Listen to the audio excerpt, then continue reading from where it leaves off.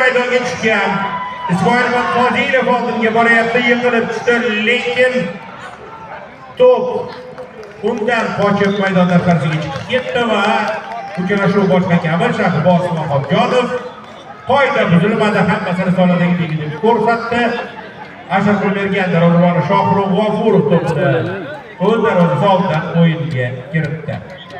Darvoqe, qadrli tomoshabinlar, mana shu musobaqada 16 ta jamoa ishtirok etdi.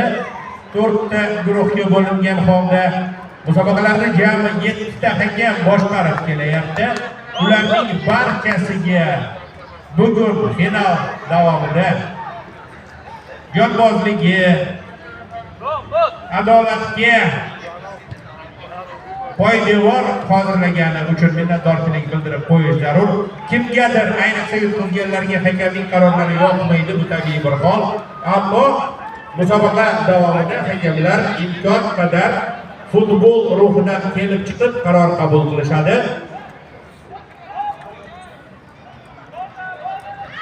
Ashuraliyev to'pni To'xtaboyev kuzatdi, u Yunusovni kombinatsiyaga qo'shdi. Rambolning hujumi qo'pollik bilan to'xtatib qolindi.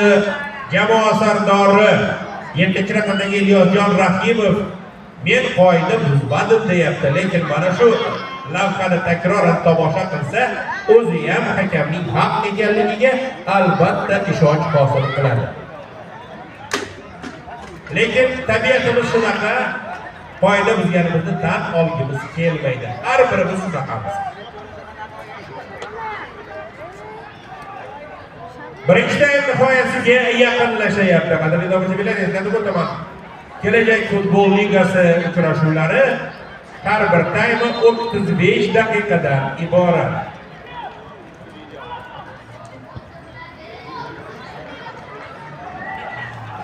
Obod Abduvaliyev tepgan to'p ancha balanddan o'tib